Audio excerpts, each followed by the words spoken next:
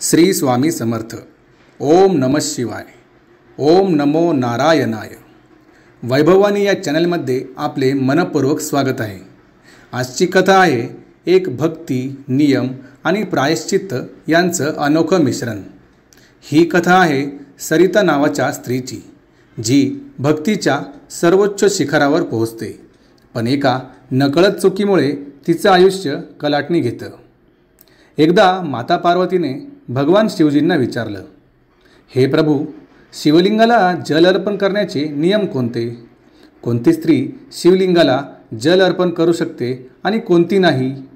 तेव्हा भगवान भोलेनाथांनी गंभीर होऊन म्हणाले, हे पार्वती, हे फार गंभीर आणि महत्त्वाचा प्रश्न आहे. यासाठी मी तुला एक कथा सांगतो, जी केवळ ज्ञान देणारीच नाही तर मनाला हादरवून टाकणारी आहे. प्राचीन काळामध्ये दक्षिण दिशेतील एका नगरीत सदानंद नावाचा एक ब्राह्मण राहत होता. तो विद्वान, पवित्र, व्रतस्थ आणि त्याच्या आईवडिलांची नित्यसेवा करणारा होता.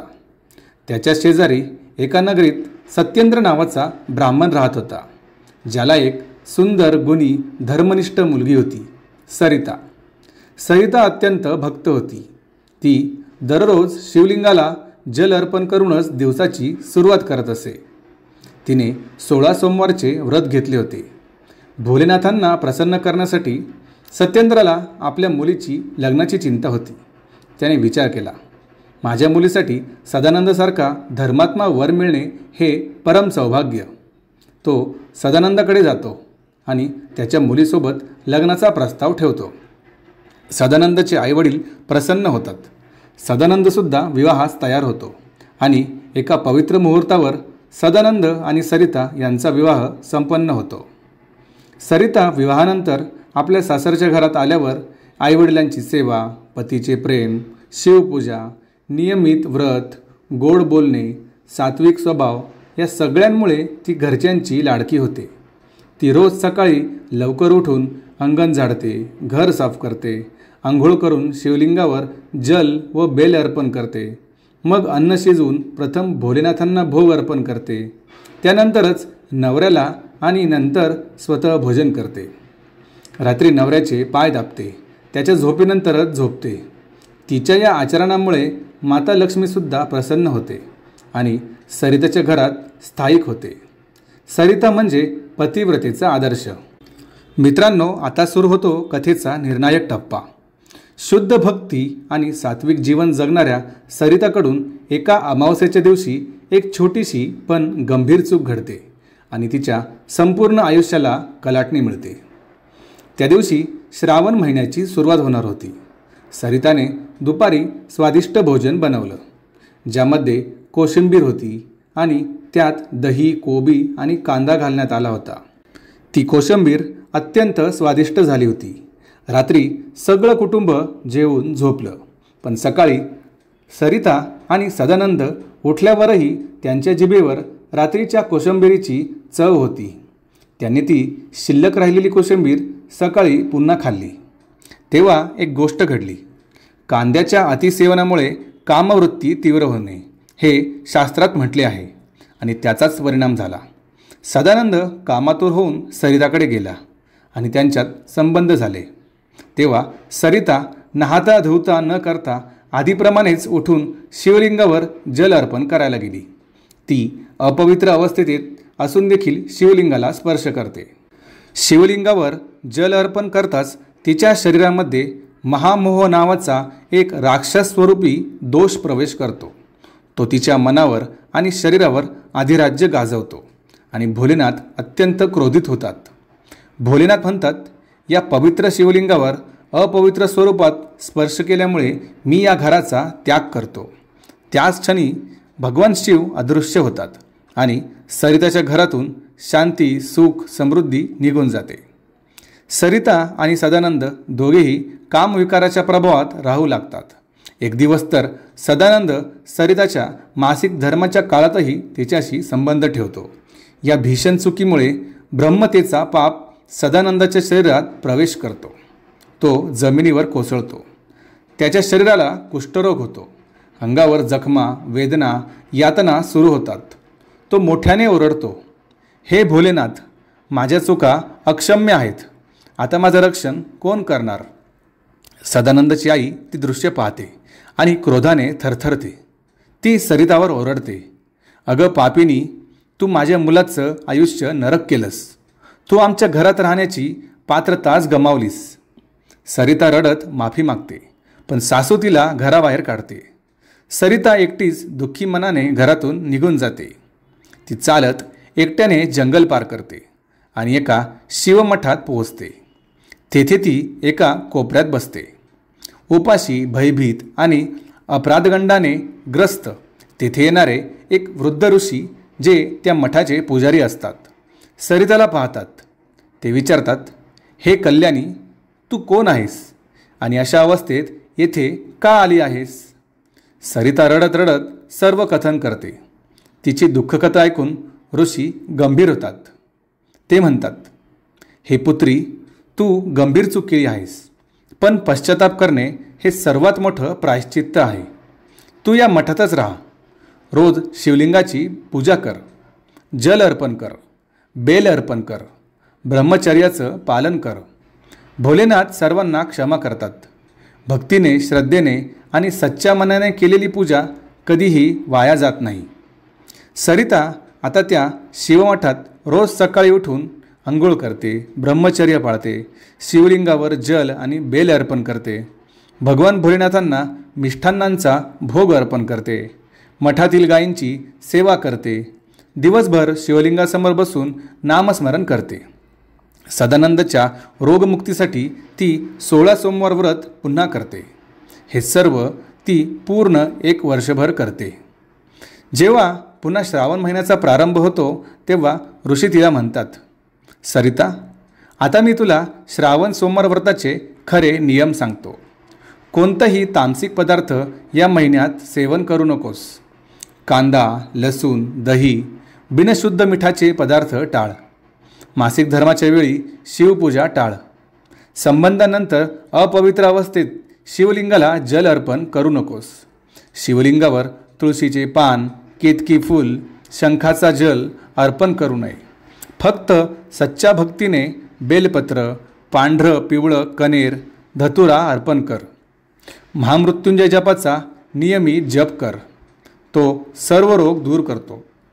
सरिता ही सर्व शिकवण मनपूर्वक ऐकते आणि अधिक निष्ठेने पालन करते. 1 वर्ष पूर्ण होतं, पण कोणताही चमत्कार नाही. सरिता अजूनही दिवसभर भोलेनाथांची सेवा करत असते, पण तिच्या मनात विचार येतो, मी इतकी पूजा केली, पण अद्याप ना भोलेनाथांचं दर्शन, ना माझ्या पतीची स्थिती सुधारली. कदाचित मी अजूनही क्षमेस पात्र नाही. ती निराश होऊन आत्महत्या करण्याचा विचार करते आणि शिवमठाजवळच्या नदीकाठी पोहोचते. ती नदीत पाय ठेवते, भोलेनाथांचं नाम घेते आणि ती पाण्यात झेप घेते. पण पाण्यातून बाहेर पडते आणि जेव्हा डोळे उघडते तेव्हा समोर साक्षात भोलेनाथ उभे असतात. भगवान शिव आपल्या त्रिनेत्रासह करुणामय दृष्टिकोनाने म्हणतात, हे पुत्री सरिता, मी तुझी परीक्षा घेत होतो. तू अपार भक्ती, शुद्ध तपश्चर्या आणि प्रायश्चित्त करून माझं मन जिंकलंस. आता सांग, तुझं काय वर आहे, काय मागणं आहे? सरिता आनंदाश्रूंनी व्याकुळ होऊन म्हणते, हे भोलेनाथ, माझ्या चुकीमुळे माझ्या पतीला कुष्ठरोग झाला. त्याला कृपया रोगमुक्त करा. भगवान शिव म्हणतात, तू माझ्यावर 1 वर्ष निष्ठेने बेलपत्र अर्पण केलं आहेस. तेच बेलपत्र घेऊन जा आणि तुझ्या पतीला खायला दे. तो केवळ रोगमुक्त होईल असं नाही, तर त्याच्या जीवनात पुन्हा सुख समृद्धी परत येईल. इतकं सांगून भोलेनाथ तिथून अंतर्धान पावतात. सरिता मठात अर्पण केलेली काही बेलपत्राची पानं घेते, घरी परतते आणि ते सदानंदाला खायला देते. ते पान खाताच सदानंदाचं रोग पूर्णपणे निघून जातं. त्याचं शरीर पूर्ववत होतं. वेदना नाहीशा होतात आणि तो उठून बसतो. सदानंद त्याच्या पत्नीला मिठी मारतो. सासूबाई जेव्हा हा चमत्कार पाहतात तेव्हा त्यासुद्धा स्तब्ध होतात आणि सरिताला हृदयपूर्वक माफ करतात. संपूर्ण घरात पुन्हा आनंद परततो. माता लक्ष्मी पुन्हा वास्तव्य करते. सरिता आणि सदानंद पुन्हा एक भक्तिपूर्ण, सात्विक आणि समाधानी आयुष्य जगू लागतात. भोलेनाथांचा अंतिम उपदेश. हे पार्वती, म्हणूनच मासिक धर्म, तामसिक पदार्थ आणि अपवित्र अवस्थेतील शिवपूजा टाळावी. या गोष्टींचं उल्लंघन केल्यास भक्तीचं पुण्यही पापात परिवर्तित होतं. मित्रांनो, सरिताची ही कथा केवळ एक कथा नाही, ती एक धार्मिक शिकवण, स्त्रीच्या शुद्ध आचरणाचं महत्त्व आणि प्रायश्चित्ताच्या शक्तीचं दर्शन आहे. भगवान भोलेनाथ सरिताला आणि माता पार्वतीला अंतिम उपदेश देताना म्हणतात, शिवलिंग पूजेत या 3 गोष्टी करू नयेत. 1. तुळशीची पाने. तुळस ही लक्ष्मी स्वरूप आहे. लक्ष्मी ही विष्णूंची पत्नी आहे आणि शास्त्रात स्पष्ट सांगितलं आहे की शिवपूजेत तुळशी अर्पण करणे वर्ज्य आहे. 2. शंख किंवा शंखजल. शंखचूड नावाच्या राक्षसाचा वध भगवान शिवांनी केला होता. त्याच्या शरीरापासून शंखाची उत्पत्ती झाली. म्हणूनच शंखाचा शिवपूजेत उपयोग निषिद्ध मानला जातो. 3. केतकीचे फूल. ब्रह्मा विष्णू यांच्यातील वादात केतकीने खोटं बोलून ब्रह्माजींची साथ दिली होती. त्यामुळं भोलेनाथाने तिला शाप दिला की माझ्या पूजेत तुझा वापर कधीच केला जाणार नाही. शिवलिंगाजवळ कधीही ठेवू नयेत अशा गोष्टी. एकाच पूजागृहात 2 शिवलिंग ठेवू नयेत. तुळशीचं रोप किंवा नंदीची मूर्ती अगदी शिवलिंगाच्या बाजूला ठेवू नये. मृत व्यक्तीच्या वस्तू, चामड्याचे साहित्य, मांसाहारी अन्न, अपवित्र वस्त्र, गंध किंवा घाण ऊर्जेचे केंद्र असलेल्या शिवलिंगासमोर ठेवू नयेत. शिवलिंगावर अर्पणासाठी सर्वोत्तम गोष्टी: बेलपत्र म्हणजेच त्रिदळी, धतुरा, पांढरं किंवा पिवळं कनेराचं फूल, शुद्ध गंगाजल, कच्चं दूध, दही, तूप, मध, शुद्ध चंदन, मिश्री, खडीसाखर, ऊसाचा रस ही भोलेनाथांना प्रिय अर्पणं आहेत. मृत्युंजय मंत्राचा जप भक्तासाठी वरदान. ओम त्र्यंबकम यजामहे सुगंधिम पुष्टिवर्धनम उर्वारुकमिव बंधनान मृत्युमुक्षीय मातृतात. मृत्युंजय मंत्राचे फायदे: 1,00,000 वेळा जप केल्यास शारीरिक रोग दूर होतात. 2,00,000 वेळा जप पूर्वजन्माचे स्मरण होते. 3,00,000 वेळा जप मनोकामना पूर्ण होते. रोज 108 वेळा जप आयुष्य वाढते. मानसिक शांतता लाभते. रोग, भय, संकट, मानसिक तणाव आणि दैविक दोष यांचे निवारण होते. भक्ती म्हणजे केवळ पूजा नव्हे, तर शुद्ध आचरण, सात्विकता आणि नियमांचे पालन हाच खरा धर्म.